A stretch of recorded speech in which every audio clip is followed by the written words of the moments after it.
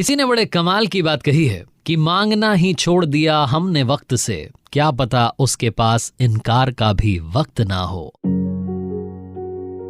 Hi guys, मेरा नाम है आरजे कार्तिक। एक छोटी सी कहानी। ये कहानी एक किसान परिवार में पैदा हुए एक लड़के की, जिसके मम्मी पापा चाहते थे कि वो बड़ा होकर के किसान बने, खेती करे, लेकिन वो चाहता था कुछ और। उसने एक दिन अपने मम्मी पापा को बताया कि मैं बड़ा होकर के सैनिक बनना चाहता हूँ, तो मुझे उसके लिए आप ट्रेनिंग करवाइए, मुझे उसके लिए भेजिए। उसके पापा ने कहा कि ठीक है, मैं आपको मना नहीं करूंगा, आप जाइए, जाकर के तलवारबाजी सीखिए, तब जाकर के आप सैनिक बन पाएंगे, योद्धा बन पाएंगे। लड़के ने अगले ही दिन से जाकर के ट्रेनिंग करना शुरू किया। जब वो शुरुआत में वहां पहुंचा, क्लासेस लेने लगा, तो उसे समझ में आ गया कि तलवारबाजी उसके लिए बनी ही नहीं। 2-3 दिन के अंदर वो हिम्मत हार गया।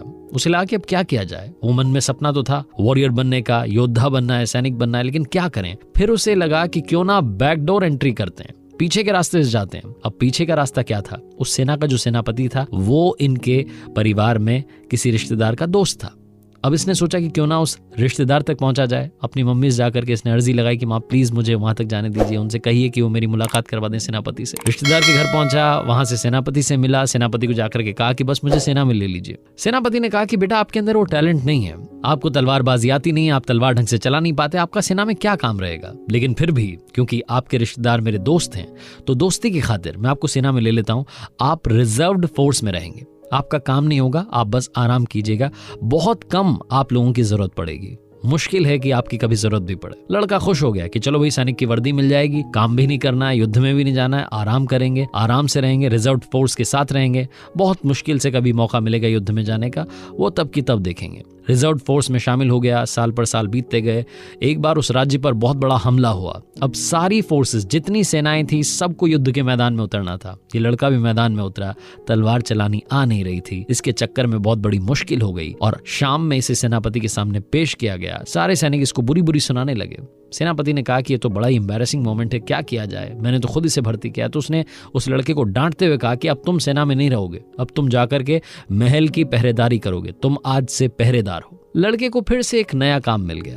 अब उसे पहरेदार बनना था। अब वो सोच रहा था कि ये तो बड़ा अच्छा हुआ, सेनापति से मैंने अर्जी लगाई थी तो सैनिक बना था, रिजर्व फोर्स में था, काश मेरी बात एक बार यहाँ के राजा से हो जाए, फिर तो कमाल ही हो जाएगा। साल पर साल बीतते गए। महल के सामने खड़ा हुआ पहरेदारी करता रहा, लेकिन कभी भी राजा से मुलाकात नहीं हो पाई। बूढ़ा हो चला था, सर्दी की शाम थी, पतली सी वर्दी पहन करके पहरेदारी कर रहा था। पता नहीं कहां से किस्मत चमकी, उस दिन राजा साहब वहां से निकले। उनके साथ में ज्यादा सैनिक नहीं थे, तो उनकी भी नजर पड़ गई। एक पहरेदार ठिठुर रहा है, वृद्ध सा, बूढ़ा सा। राजा उसके पास आया और आकर के बोला कि आपको ठंड नहीं लग रही? तो उस पहरेदार ने कहा कि मुझे बड़ी ठंड लग रही है, लेकिन क्या करूं साहब, सालों से इसी वर्दी में सर्दी बिताता आ रहा हूं।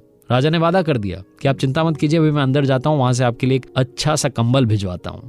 राजा साहब अंदर गए, व्यस्त हो गए, इस बात को भूल गए। सुबह सुबह सैनिकों ने जाकर के बताया कि राजा साहब, आपने जिस पहरेदार को वादा किया था कंबल पहुंचाने का, उसकी रात में ठिठुरने की वजह से, सर्दी में ठिठुरने की वजह से मौत हो गई है। राजा दौड़ा चला आया, आकर के देखता है पहरेदार की लाश पड़ी हुई थी और लाश के पास में मिट्टी पर उंगली से कुछ लिखा हुआ था। वहां लिखा हुआ था कि राजा साहब, मैं सालों से सर्दी में रात बिताते चला आ रहा था, लेकिन कल रात में आपने कंबल का वादा किया और उस वादे के चक्कर में मुझे ज्यादा ठंड लगने लगी। मुझे लगा कि कंबल आएगा और उसी वादे के चक्कर में, उसी वादे के सहारे में रात बिताता रहा। मैं कमजोर पड़ता गया और अब मेरी जान जा रही है। छोटी सी कहानी बहुत बड़ी बात सिखाती है। सहारे इंसान को खोखला कर देते हैं। सहारे लेना बंद कीजिए, खुद की ताकत को आजमाना शुरू कीजिए, तभी आप कमाल कर पाएंगे।